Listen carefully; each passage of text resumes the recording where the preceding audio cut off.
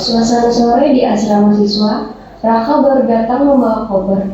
Beberapa siswa lewat. Ia tampak kagum dengan lingkungan kota.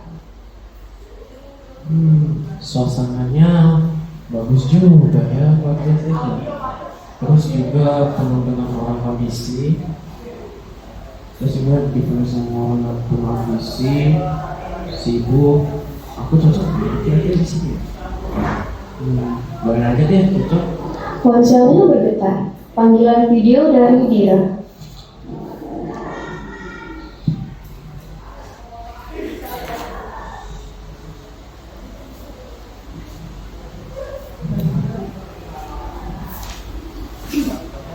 Mata, udah nyampe. Gimana kotanya? Dira, ini udah nyampe, baru aja nyampe ini. Oh, hati-hati Kak, jangan sampai berubah karena pengaruh orang lain. Kamu tuh anak baik-baik, ingat ya. Iya, aman aja kok. Aku cuma pengen ngebangun ibu. Bener?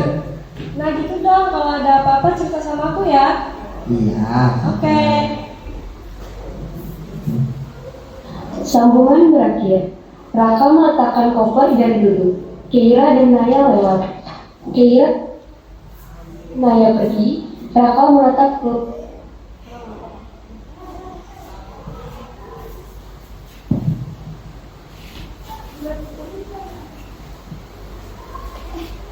Itu anak baru gak sih? Iya gak sih? Lu anak baru ya? Dari mana? Aku dari desa, baru sampai ke kota kemarin. Oh, wah pasti lo kaget ya? Di ibu kota nggak kayak di kampung. Di sini semua serba cepat, serba bebas. Bener deh, lo tenang aja di sini. Neng, ntar malam kita nongki yuk, kalau sekolah. Yuk, yuk. Ajak aja dia, biar juga sama yang lain. Ayo orang ikut. Mau gitu apa ya? Aku di desa belum pernah nongki. Udah lah, ikut aja ya kan? Iya. Pamit dulu ya, teman sekolah. Neng, yuk. Iya. Boleh, Iya. Raka. Datang nanti malam, dadah. Iya.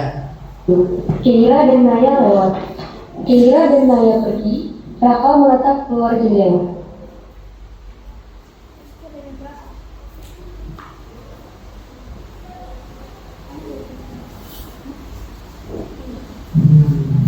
Nongkrong. Mungkin aku bisa nyoba nongkrong bisa sekali. Soalnya kan di desa aku gimana banget. Ya, namanya juga di kota kali ya.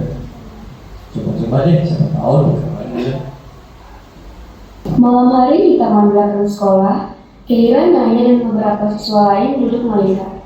Raka datang dengan agak canggung. Nah, nih tambah lagi nah. Nah, ini anak baru. Duduk nggak sini nah? Kalian berdua? Ya duduk sudah. Sini. Ya, tapi lagi main Uno. Ikutan deh. Bosan? Ini minum dulu biar cair suasananya.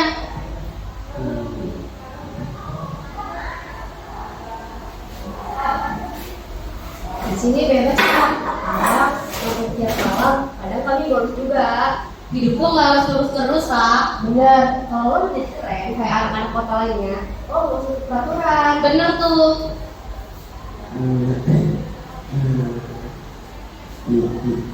Udah deh. Itu ada suara. Saya masuk ke sana. Di sekolah, Raka datang terlambat dan mengantuk. Bu Sinta berdiri di depan kelas. Jam berapa sih nih? Ya belum datang lagi yang satu ini. Dasar memang ya.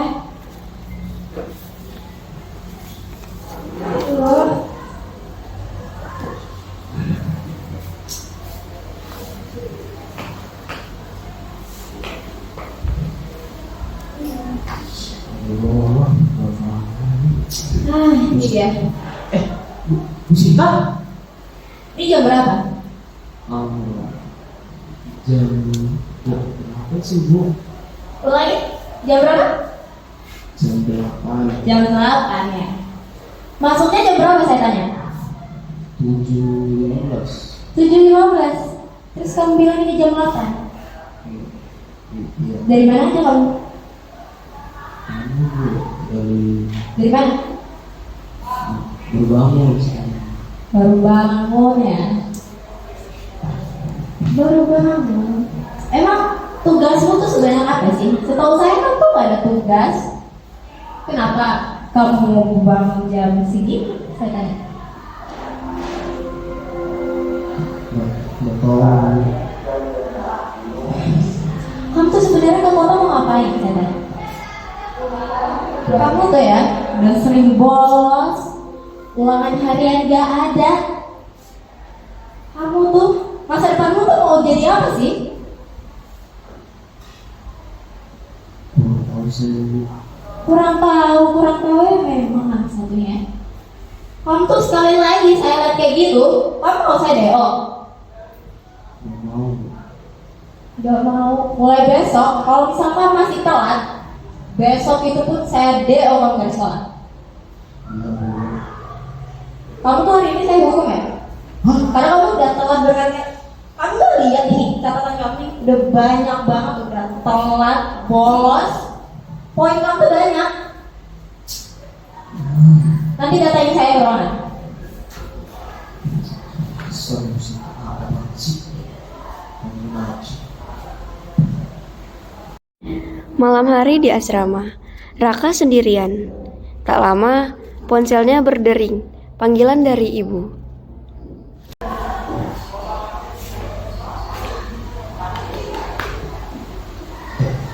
Ini kamu kenapa ya? Assalamualaikum ibu. Halo, Raka. Kamu udah makan? Udah bu, tadi saya udah makan. Gimana kenapa ya bu? Di rumah kamu jarang pulang asrama. Nah, kamu gak apa-apa. Raka sering pulang ke asrama kok bu. Raka nggak apa-apa, tapi Raka sering diurut sama Bu Sinta. Ada pelanggaran bu. Raka, ibu tahu kamu berubah. Tapi ingat pesan bapak. Memangnya pesan apa tuh ya? Keberanian bukan soal melanggar aturan, tapi berani melawan godaan yang salah. Bu, aku tuh cuma pengen diterima sama mereka bu. Aku tuh gak pengen jadi orang kampungan, gak pengen jaga pernah di sini bu. Raka, kamu nggak perlu jadi orang lain untuk diterima. Kamu cukup jadi Raka yang jujur pada diri sendiri dan jadi orang yang baik. Itu udah cukup buat ibu bangga kok. Iya bu. Lanjut ya. Gue jadi orang yang gak kenal seperti itu. Beberapa hari kemudian, di taman sekolah, Raka dan Keira sedang duduk. Keira menawarkan sesuatu.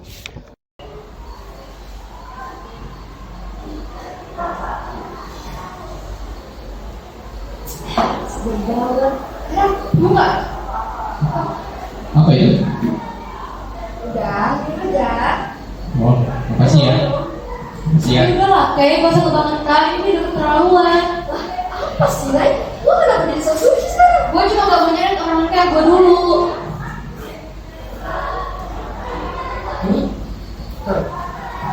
Maksudnya? Iya, Ra, dulu gue hampir di dari sekolah karena gue sering minum-minum dan sering bolos. Bolos? Ini kalian berdua pernah bolos? Tapi kamu sering bolos, supaya kamu sering hukum. Nah, gue udah sejak ini.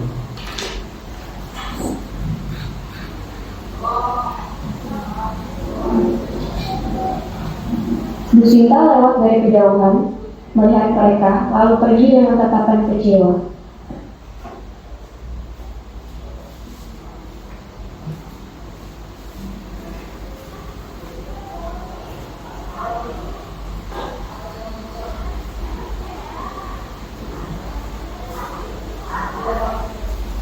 Malam hari, hujan turun pelan.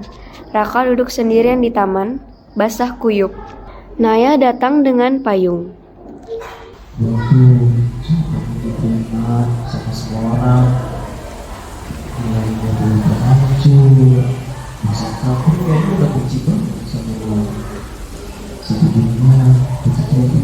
untuk Anda di sini. Ya ampun,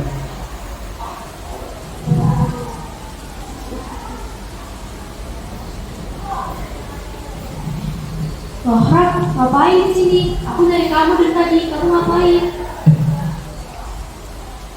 Naya, kok kamu kesini sih? Aku lihat kamu di sini sendirian. Aku cuma ingin jadi dulu di sini. Ada, kita harus bersikap murah buat sadar arah pulang. Dulu aku juga pernah kayak kamu, tapi aku gak mau terus begitu.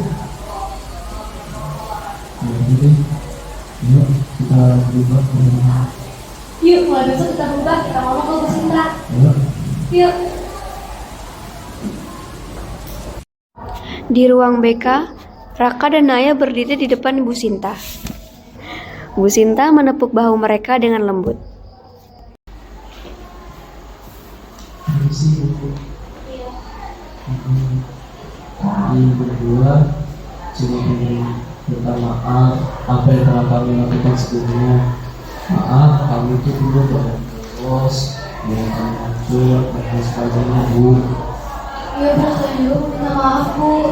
Maaf kalau selama ini saya banyak salah sama Ibu. Kalian tahu, saya gak pernah benci sama kalian. Yang penting, kalian sebelum terlambat tidak sadar diri ya. Oh iya, Raka. Dan Naya, kamu tuh punya potensi besar, kalian berdua tuh punya potensi yang besar ya. Jangan diulangi lagi seperti yang kemarin, oke? Siapa? Dan buat Raka, Hah? kamu Iya. mau ikut lomba nggak? Oh, boleh, Bu? Lomba pidato.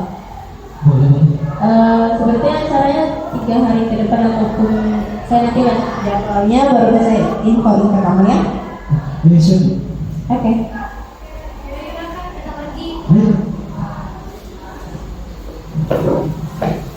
Di dalam ruangan, Raka berpikir ingin menelpon ibunya untuk mengundang pentas pidato dia. Pentas pidatonya kan 2 hari lagi ya. Gimana coba aku ajak ibu? Siapa tahu ibu bisa baca tulisan juga kok. Nah, bagus bagus.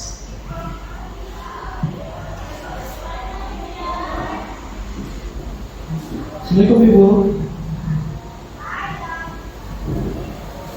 Halo Raka, waalaikumsalam. Ibu baru beres makan nih, tumben nelpon. Oh, baru beres makan? Enggak, Bu. Kakak cuma mau ngasih tahu sesuatu. Apa itu nak? Kan 2 hari lagi Kakak kan mau ada pentas pidato nih. Nah, mumpung Kakak kan lagi di kota, kira-kira Ibu mau nggak Kakak ajak ke kota sekalian Kakak juga mau Ibu ngeliat Kakak buat pidato. Kira-kira Ibu mau nggak nanti? 2 hari ke depan ya? Iya, Bu. Mau deh. Oke deh, Bu. Tapi sebenarnya kalau Ibu memang nggak bisa, Kakak nggak maksa kok, Bu. Ibu bisa kok. Ibu juga ke sana sekalian melihat anak ibu gimana keadaannya, makanya terapiannya gimana, masih sama nggak kayak seperti di rumah dulu. Ya iya, Bu. Kayak Ibu nggak apa-apa aja ah. Ibu kan tahu makan Kakak tuh kayak gimana, terus Kakak juga kayak apa. Kayak Ibu nggak apa-apa aja. Iya. Udah di sana, ibu mau beresin habis makan nih. Iya, Bu. Assalamualaikum, Ibu. Beberapa hari kemudian, setelah ibunya sampai di kota, di pagi hari Raka dan ibunya pergi ke aula sekolah. Raka berdiri di atas panggung membaca pidato di depan guru, siswa, dan ibunya. Assalamualaikum warahmatullahi wabarakatuh. Perkenalkan, nama saya Raka dan kali ini saya akan menyampaikan sebuah pidato apa yang saya alami selama semasa hidup saya. Pertama-tama, dulu saya pikir kebebasan adalah ketika saya bisa melakukan apapun yang saya mau. Tetapi kebebasan sejati adalah saat saya mampu menolak hal yang salah. Saya hampir kehilangan masa depan karena ingin terlihat keren. Tetapi saya belajar bahwa yang benar tidak selalu mudah dan yang mudah tidak selalu benar. Hidup saya berubah saat saya berani jujur pada diri saya sendiri.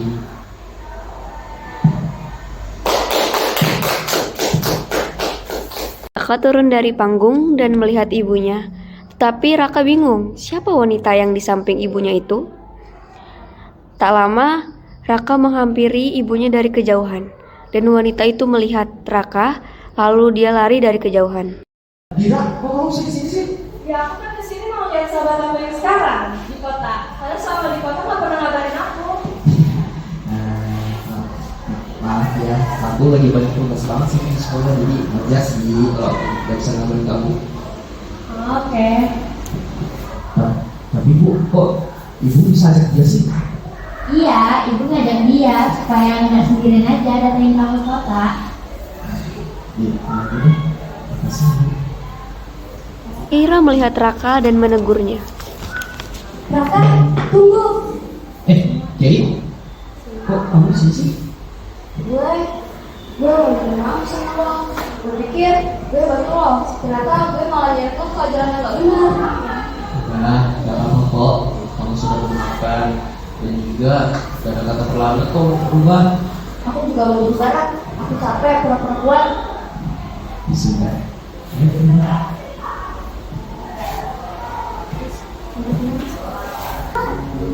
Kita semua pernah salah. Tapi bukan berarti kita tak bisa berubah. Kadang kita butuh waktu buat berubah. Setiap murid juga punya kesempatan kedua. Yang penting jangan pernah berhenti berusaha. Karena jalan itu selalu ada. Cuman mau untuk mengalir, sebab nanti kau akan Tidak ada manusia yang sempurna. Namun, setiap kesalahan akan menjadi pelajaran berharga jika kita mau berubah dan sebab memaafkan nanti diri. kau akan hilang arah.